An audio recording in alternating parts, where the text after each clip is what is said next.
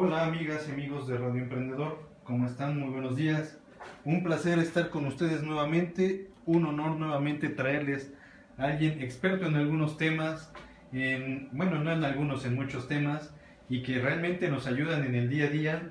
¿Por qué? Pues porque si estamos todos derechitos, todos legales, pues a todos nos va bien. Yo creo y espero que sí estemos así, pero quien nos va a ayudar y nos va a decir todos y cada uno de esos puntos son nuestras queridas niñas de Villalobos y Medellín. Y hoy tenemos como experta a... Hola Medellín. ¿Verdad? La agarré medio dormida por allá. ¿Cómo estás? Muy buenos días. Hola, buenos días. Pues, chiquilla, yo sin más preámbulos y para no hacer más mosca, te dejo para ti todos los micrófonos y las cámaras de Radio Emprendedor para que sigas ilustrando a todos nuestros seguidores con todo tu conocimiento, ¿sale? Muchas gracias. Gracias a ti. Hola, ¿cómo están? Buenos días. Ya somos de casa, así que les agradecemos estarnos escuchando el día de hoy.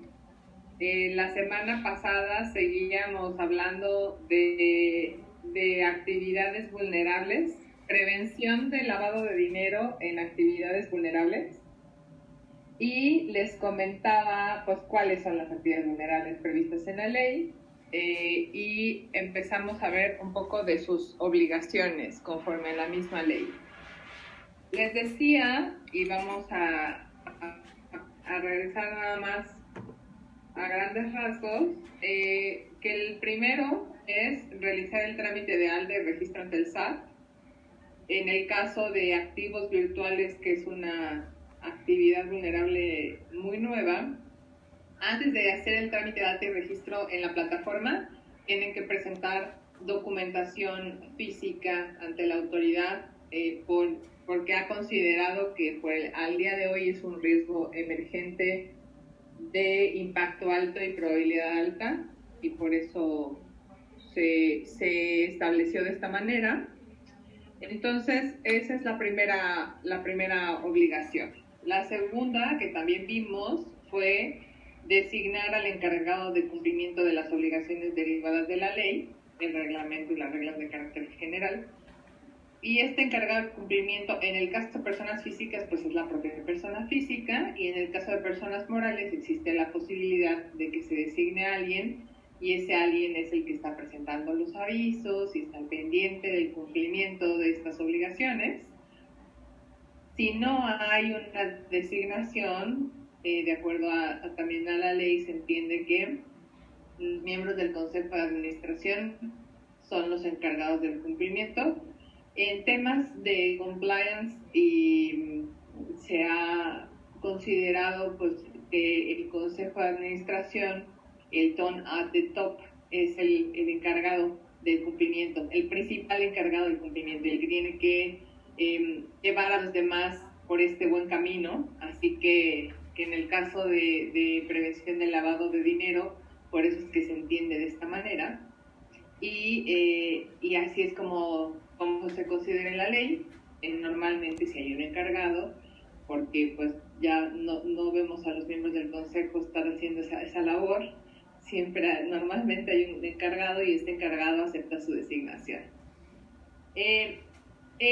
La última que vimos la vez pasada es la identificación de los clientes y usuarios, y veíamos este riesgo de que se tercerice esa identificación, en que no alcancemos a advertir el riesgo que tenemos en la celebración de la operación. Por eso es que se sugiere que la identificación la haga directamente, la persona física, por supuesto, que realiza la actividad vulnerable. La persona, en el caso de notarios, por ejemplo, veíamos, ¿no?, que fuera la persona jurídica que se crea para apoyarlo en el cumplimiento de sus obligaciones. Y en el caso de las demás personas morales, pues sí se ha insistido mucho, nosotros en las capacitaciones que damos, insistimos mucho en que sean ellos los que identifiquen, porque son ellos los que van a conocer esos riesgos. Después hay también una obligación de quien tenga una relación de negocios, que haga una especie de perfil transaccional de los clientes, y ya vamos a verlo también un poco en estas reformas que se están proponiendo hoy día, de las que les voy a platicar antes de que termine esta sesión. Bueno, lo que alcancemos a ver, ¿no? Nada más vamos a estar esta sesión y la siguiente hablando de este tema, así que lo que alcancemos a ver hoy, y si no, la última sesión lo platicaremos. Después también se pide solicitar al cliente usuario información acerca de si tiene conocimiento de la existencia del dueño beneficiario. Y esto lo entendemos como quién en última instancia se beneficia de la operación. Lo estoy diciendo muy coloquialmente para que todos entendamos quién es. Y aquí nosotros desde ya mucho tiempo hemos hablado de cuál es la problemática de esta obligación, porque la actividad vulnerable dice: yo no soy el policía de la autoridad y no voy a asumir sus riesgos tampoco, ¿no? El hecho de que yo trate de investigar un poco más la operación me pudiera generar un riesgo incluso de seguridad. Y eso les preocupa mucho. Gafi, cuando hizo la evaluación mutua, salieron los resultados en 2018, decía que esta era una de nuestras debilidades, en que la actividad vulnerable no está lista para hacer esta identificación. Así que también en las reformas que se están proponiendo se incluye de manera más desglosada o más pormenorizada cómo hay que cumplir esta obligación. Nosotros en lo particular hemos tratado de generar conciencia en nuestros clientes de la importancia de advertir quién es esta persona. Y en los formatos que los hemos apoyado a generar de este KYC, como se le conoce, hacemos algunas preguntas mucho más específicas para identificarlo. Y porque normalmente lo que hacen quienes realizan actividades vulnerables es un formato en donde: oye, eres tú, manifiesta bajo protesta, es decir, ¿verdad que si eres tú el beneficiario de esta operación, el último beneficiario de esta operación? Y le ponen sí, no, firma, o a veces ni firma, ¿no? Sí, no. Y entonces piensan que con eso están cumpliendo con la obligación. Digamos que no es lo que busca la ley. Ese no es el propósito. Entonces, por eso nosotros apoyamos a nuestros clientes a generar estos formatos, mucho con la retroalimentación que ellos nos dan en cuanto hasta dónde podemos, también coloquialmente hablando, hasta dónde podemos estirar la liga, hasta dónde podemos llegar para no incluso afectar la realización de la operación, porque pudiera ser que el cliente, al sentirse amedrentado, digamos, o al sentir que estamos haciéndole demasiadas preguntas, decida no realizar la operación. Entonces, nosotros tenemos que ser capaces de apoyar a las actividades vulnerables a cumplir con esta obligación, pero sin afectar su operación. Eso es lo principal, no afectar la operación, pero sí tener información de valor respecto a quién es este dueño beneficiario. Eso es importantísimo. Después, otra de las obligaciones es custodiar, proteger, resguardar y evitar la destrucción o ocultamiento de la información y documentación que sirva de soporte a la actividad vulnerable. Esto tiene que hacerse por un plazo de 5 años. Esta documentación que nosotros generamos del expediente del cliente, del expediente de la operación, la tenemos que conservar y tenerla a disposición de la autoridad para cuando decida hacernos un requerimiento de información, porque lo puede hacer, o bien lleve a cabo una visita de verificación. Y cuando lleva a cabo estas visitas nos pide ciertos expedientes y nosotros tenemos, la actividad vulnerable debe tener la posibilidad de exhibirlo en el momento en que se lo requieren. Entonces, por eso es que se generan estos expedientes. Esto parte desde la identificación. Tenemos que ser capaces de armar un expediente un buen expediente de nuestra operación, ¿no? Tener la información del cliente, tener la información de la operación, de ser posible identificar estas operaciones, bueno, no de ser posible, más bien identificar estas operaciones con los avisos que se presenten en caso de que la operación haya dado lugar a un aviso, conforme al umbral de aviso que vimos en la sesión pasada. Entonces, todo esto lo tenga perfectamente identificado para que la autoridad lo pueda revisar y nosotros podamos decir, oye, sí estoy cumpliendo con la obligación que me impusiste, y aquí te demuestro cómo sí estoy cumpliendo. Mientras mejor organizado tengamos nuestro historial de operaciones, más fácil vamos a cumplir. Porque si no sabemos, no tiene ni pies ni cabezas el expediente, eso nos va a generar un problema a la hora de la revisión. Por eso esto es importantísimo, ¿no? Parecería algo muy obvio, pero en la práctica hemos visto que algo que parecería muy sencillo de cumplir no se cumple tan fácilmente. Y entonces los avisos están por un lado sin relacionarse con la operación y la identificación del cliente. Entonces esto al final puede generar el que se les imponga una sanción y no tengan la posibilidad de defenderse. Así que por eso es muy importante. Ahora, brindar las facilidades necesarias para la realización de las visitas de verificación, pues bueno, definitivamente. Cuando la autoridad viene a hacernos la visita, nosotros debemos estar listos para la visita y dispuestos a presentar la documentación que nos pidan. Mientras mayor sea esta apertura de la actividad vulnerable hacia la autoridad, va a ser mucho más fácil atender el requerimiento. Se piensa a veces de, no, espérate, ni vayas, ¿no? O sea, hay una posibilidad, por ejemplo, hay un plazo para hacer alegatos y dices, no vayas, no lo atiendas, no.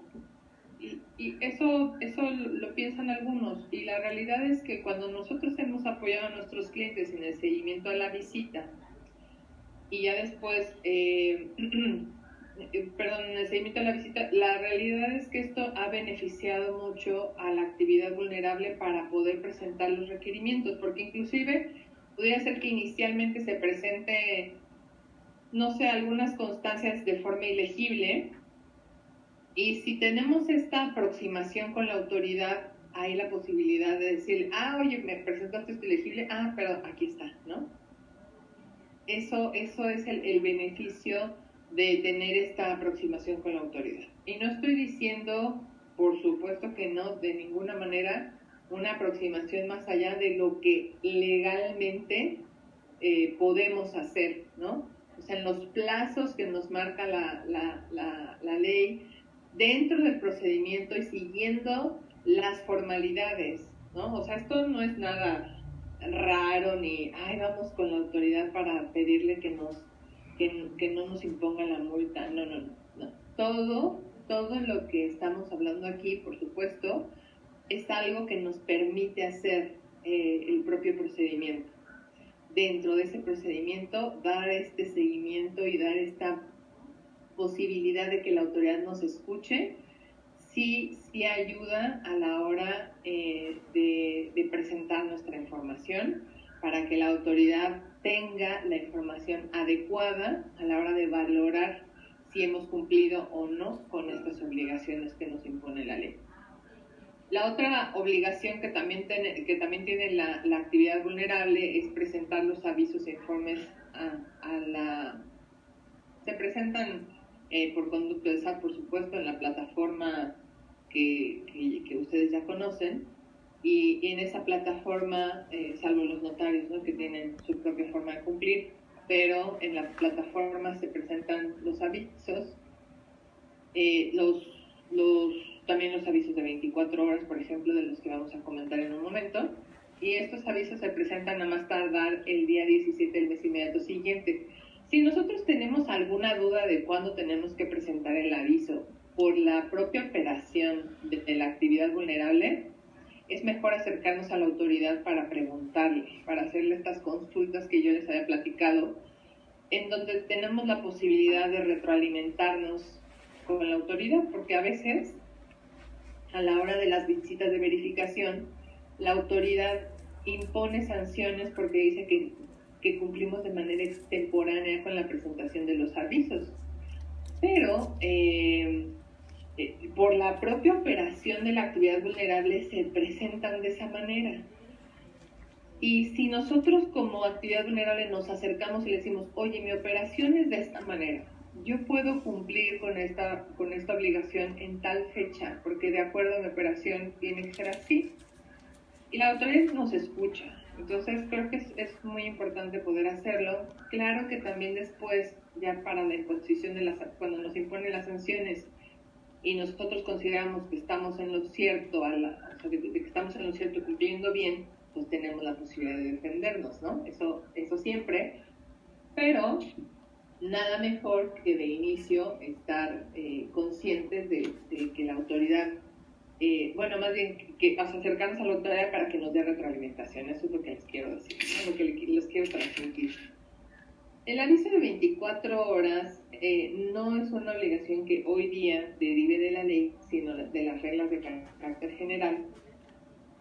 Hay unos indicadores en el propio portal, de acuerdo a cada actividad, en donde nos dicen cuándo tenemos que presentar este aviso. Digamos que cuando hay ocultamiento de la operación, resistencia que se ha registrado la operación, un tema de soborno, este tipo de indicadores están señalados especialmente en cada actividad vulnerable.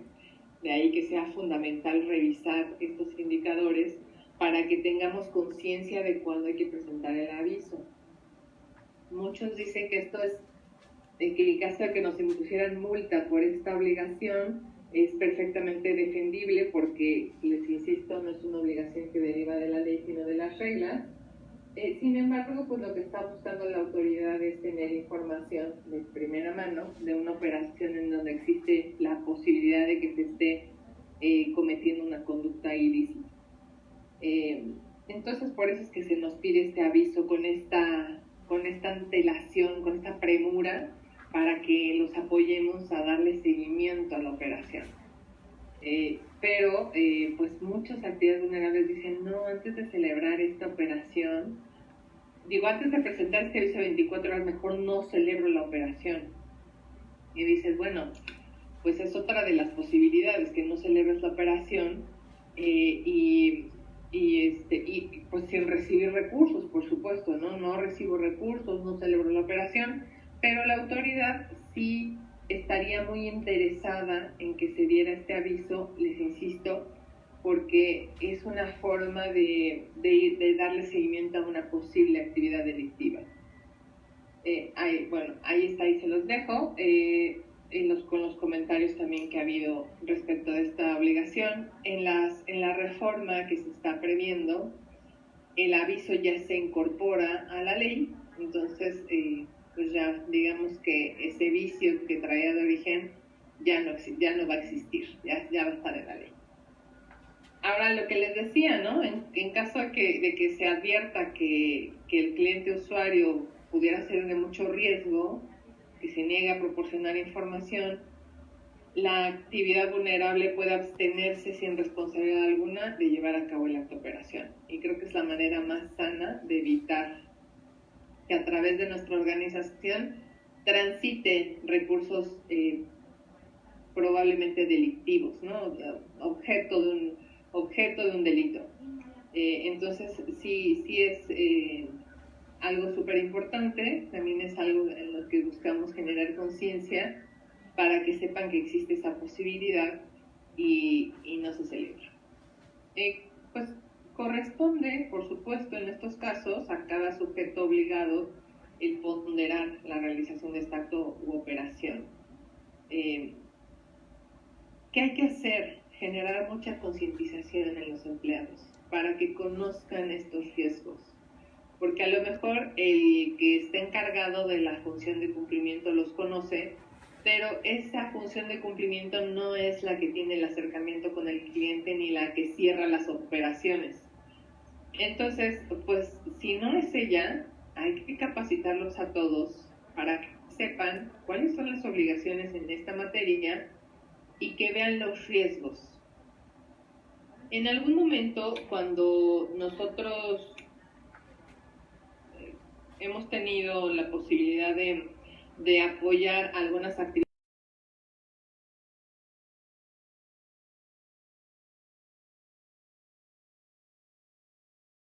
hecho, al final es dar una formación a todos los que están involucrados con el cumplimiento de estas obligaciones, a todos.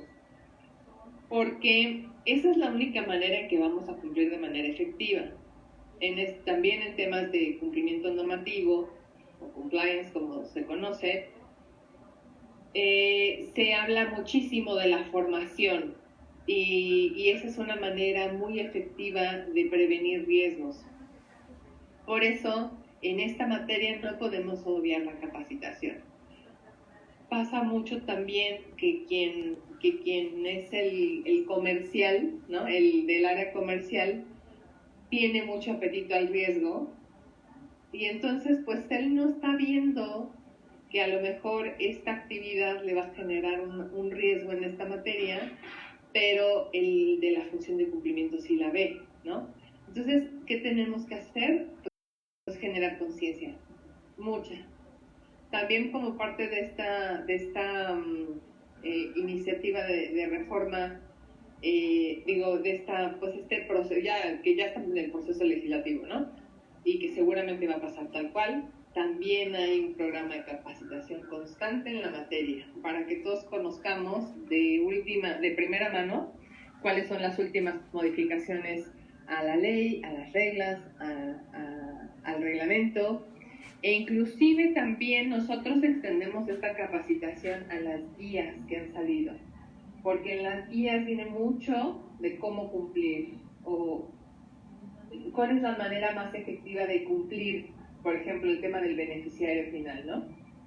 Y las guías a veces son complejas de entender para quien está en el área comercial. Entonces hay que guiarlos, valga la redundancia, hay que guiarlos para que las entiendan, ¿no? En palabras más llanas, que las entiendan, que sepan qué tienen que hacer y cómo lo tienen que hacer. Entonces, el capacitador debe tener todas esas habilidades para transmitir los conocimientos y por supuesto transmitir también estas consecuencias de no cumplir. Eso es fundamental. Así que la capacitación es una de las herramientas más poderosas que hay en esta materia. En cuanto al manual de prevención de lavado o de las políticas y procedimientos para darle cumplimiento a las obligaciones de la ley, está previsto en las reglas de carácter general y lo que nos dice es que quienes realicen actividades vulnerables deben contar con un documento en el que desarrollen sus lineamientos de identificación de clientes y usuarios, así como los criterios, medidas y procedimientos internos para darle cumplimiento a las obligaciones de la ley, ¿no? El reglamento, las reglas de carácter general, las guías. Las guías, como les comento, nos dan como herramientas para poder cumplir mejor. Pero todo esto se va incorporando al manual, entonces eso es muy interesante. El manual, por supuesto, no debe ser un copy-paste del manual de alguna otra actividad vulnerable, tiene que ser ad hoc a la actividad. Se deben involucrar a los órganos máximos de decisión para la elaboración de estos criterios, medidas y procedimientos. Se debe, lo que les comentaba hace un momento, dar formación o capacitación a los empleados para cumplirla y atender las recomendaciones y las guías. Nosotros, cuando trabajamos los manuales, lo primerito que hacemos es una entrevista con nuestro cliente para que nos cuente cómo se lleva a cabo la actividad. Y entonces hacemos un análisis del contexto de nuestro cliente, porque esto es el que nos va a dar las herramientas para poder generar un manual que sea adecuado y efectivo. Y después de ahí decir, oye, pero ¿quiénes son los involucrados en las operaciones? No, pues el área tal, el área jurídica, el área de finanzas, contabilidad, etc. Y entonces vamos generando de una manera totalmente ad hoc quiénes son los interesados, ¿no? Quiénes son los que intervienen, cómo intervienen, si tienen manuales de procesos, cómo están los manuales de procesos, cómo se genera la operación. En el caso, por ejemplo, del desarrollo inmobiliario, la venta de inmuebles, ¿cómo se genera la operación? ¿Recibes el dinero primero? ¿Recibes la documentación primero? ¿Cómo es, no? Todo este análisis de contexto lo hacemos inicialmente para entender la actividad y advertir los riesgos de incumplimiento. Y entonces después de eso ya empezamos a trabajar esta herramienta, hacemos el manual, incorporamos las obligaciones de la ley, incorporamos lo que viene en el reglamento, en las reglas, en las guías, todas las comunicaciones que han llegado, ¿no? Por ejemplo, se genera una retroalimentación por sector, la revisamos a ver qué tanta información de valor nos puede dar a la hora de plantear el manual.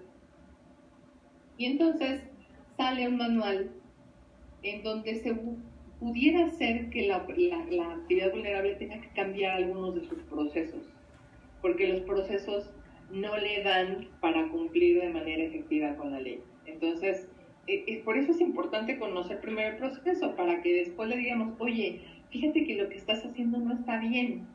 No está bien porque tienes que generarlo de esta manera. Y entonces vas a tener que cambiar esto y vamos a tener que hacer estas mejoras en tus procesos. Entonces, por eso es muy relevante. Y entonces, bueno, ya les damos generamos el manual y analizamos el riesgo de la actividad y analizamos pues el riesgo del sector, ¿no? Para empezar, y generamos también un análisis del riesgo de los posibles clientes que van a tener, ¿no? Puede ser, es que yo solo tengo clientes extranjeros. Bueno, pues hay que analizar. Si tienes clientes de aquí o de acá o de acullá, todo eso se tiene que analizar a la hora de establecer el manual, porque eso es lo que le va a servir a la actividad vulnerable para poder cumplir de mejor manera. Y entonces, cuando ya queda el producto final, o sea, el manual, ya está listo este documento de políticas o el manual, ¿no? Como le llamamos de manera coloquial. Entonces hacemos pues una última revisión con el cliente y después de ahí estamos listos para capacitar. Y los capacitamos, insisto, a todos los que intervienen en estos procesos para que sepan los alcances del cumplimiento. Eso es importantísimo. En este caso, también hay para las actividades vulnerables restricciones al uso efectivo. Los límites están en UMAS y en los salarios mínimos. Están los límites para que los vean.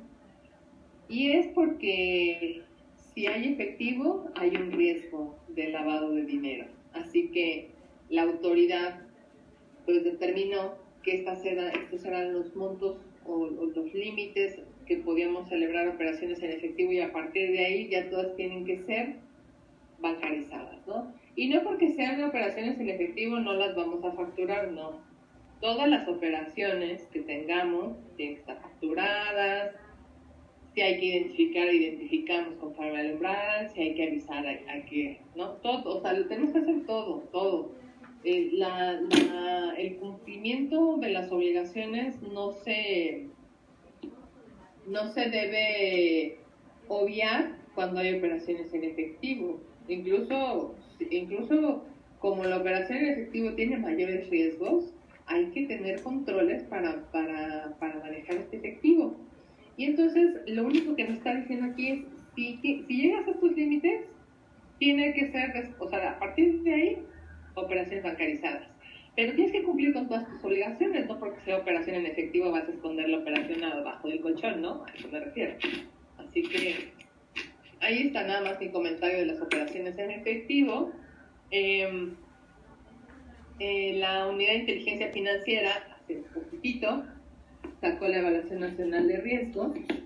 La primera fue en 2016, ahora está esta segunda, en donde algunos riesgos cambiaron de lugar. Por ahora, en riesgo alto tenemos a las obras de arte, vehículos aéreos, marítimos y terrestres, metales y piedras preciosas, servicios de blindaje. Esas operaciones, como tienen riesgo alto, pues deben de tomar medidas más reforzadas. Y se tiene que considerar a la hora de implementar el manual o estos lineamientos. Dependiendo en qué lugar de la escala de riesgo estén, tienen que adoptar más o mayores medidas. Y eso pues es fundamental. Por eso es fundamental conocer este documento. Esta matriz, pequeña matriz, pero hay que buscar conocer el documento completo porque tiene otra información que les será útil, ¿no? Tendrá sus errores metodológicos o no, o las críticas que le queramos hacer a la Evaluación Nacional de Riesgo. Sin embargo, o sea, no importa lo que sea, ¿no? Respecto a esto, se tiene que considerar porque al final es una herramienta que ya sacó la autoridad y que tenemos que considerar. Así que pues sí tendremos algunas críticas o como sea, pero hay que considerar, ¿no? Pese a todo, hay que tenerlo presente. Algunas de las sanciones administrativas que nos puede poner la autoridad luego de que se lleve a cabo una visita de verificación son estas que tenemos acá: multas que van desde 200 hasta 75,000 UMAS, revocación de permisos en caso de juegos y sorteos, cancelación de patente de notarios, revocación de habilitaciones a los contadores públicos, revocación de patentes agentes aduanales. Así que sí son... Esta materia en particular tiene sanciones administrativas muy altas, porque incluso es por incumplimiento. Así que normalmente por eso también le decimos, oye, no te arriesgues, ¿no? Hay que cumplir, porque si no cumples y la autoridad viene a revisarte, las multas van a ser muy grandes. Y entonces, a lo mejor podemos ganarlas, ¿no? En la impugnación o como sea, pero de todos modos, ya, o sea, por lo pronto ya tenemos ahí unas multas grandísimas y si quedan firmes, por ejemplo, entonces pues los riesgos de que a lo mejor tengamos que cerrar porque no alcanza el dinero para pagar también pudiera ser muy alto, ¿no? Tenemos una información, esta ya no está, o sea, les quise traer este cuadro porque es muy esquemático. Con esto voy a cerrar la sesión de hoy. Este cuadro es muy esquemático para entender cómo se ha generado esto de las verificaciones. Como habíamos platicado, es una materia pues relativamente nueva desde el 2013, ¿no? Pero de 2013 a la fecha, pues estas han sido las verificaciones que se han realizado y las multas que se han impuesto, ¿no? Algunos sectores están mucho más sancionados que otros, ¿no? Vemos construcción y desarrollo de bienes inmuebles, servicio de mutuo préstamo créditos, uso o goce de bienes inmuebles, por ejemplo, ¿no? Comercialización de vehículos, digamos que han sido de los más verificados y sancionados. Ahora tenemos una nueva estadística, nada más que esa es grandísima, entonces a la hora de condensarla es difícil, pero la autoridad está trabajando muy fuerte en esta materia, justo por todos los riesgos que hay de lavado en el país. Entonces, pues la sugerencia es no arriesgarnos, la sugerencia es cumplir.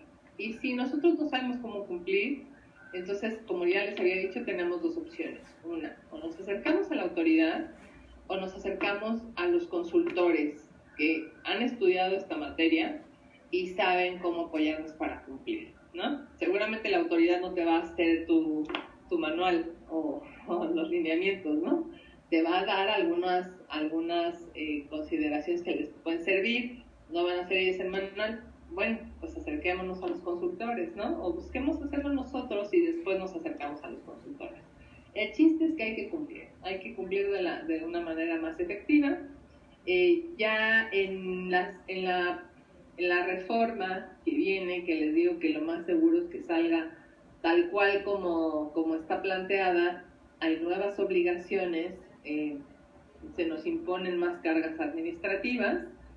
Eso lo vamos a platicar en la sesión que viene y con esa vamos a cerrar las pláticas que hemos dado en esta materia tan interesante y a veces para algunos tan difícil de entender, ¿no? Cómo tengo que cumplir. Pero si entendemos la dinámica de lo que se ha generado en el ámbito internacional y lo que se ha venido gestando en el país, pues entenderemos por qué la autoridad está endureciendo sus políticas en este sentido. Así que con este comentario cierro. Les agradezco mucho el haberme escuchado el día de hoy y los esperamos el próximo jueves a las 11. Muchas gracias. Muchas gracias a ti, mi querida Paola Medellín, del despacho de consultores en Derecho Económico, ¿verdad? Medellín y Villalobos, abogados. Bueno, es que estaba especificándoles un poquito más, ¿no? Qué bárbara. Bueno, de Medellín y Villalobos, despacho jurídico, así lo dejamos, ¿va? Está muy bien. Ay, muchas gracias. Ya la libré. Mi querida Pau, muchas gracias, muchísimas gracias por todo tu apoyo, por todo tu conocimiento. En verdad, yo cada que estoy contigo y cada que veo la información que nos das, me dejas boquiabierto de números, de reglas, de leyes, de todo. Y pues supongo que así tenemos a muchos de nuestros radioescuchas y a muchos de nuestros seguidores en Facebook, porque decimos, pues todo es muy fácil, pero a la hora de la hora, pues teniendo todo esto en cuenta, fácil no es, pero tenemos que cumplirlo. Así es. Hay que es más barata. Exacto, porque también luego dicen que lo barato sale caro, ¿verdad? Bueno, lo que parecería barato, pero el litigio no es barato. Oh, tienes toda la razón, está bien. Ya no digo más entonces.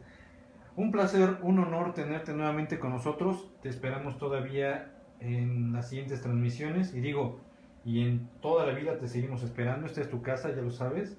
Y pues, a nombre de todos mis radioescuchas y de todos los que trabajamos aquí para Radio Emprendedor, te agradezco mucho la atención y te agradezco mucho la información y tu tiempo. Gracias a ustedes. Gracias, bonito día. Mis queridos amigos de Radio Emprendedor, de Radio Emprendedor, eso fue todo por ahorita, eso fue todo por hoy, pero no dejen de seguirnos, no dejen de seguir a la estación y a todos los ponentes que les traemos, porque es realmente información valiosa para ustedes, para su empresa y para su día a día. Agradecemos también su tiempo y los likes que nos gusten compartir y también las veces que compartan la información de todos los ponentes. Soy Joaquín Falla, quedo a sus órdenes. Bye.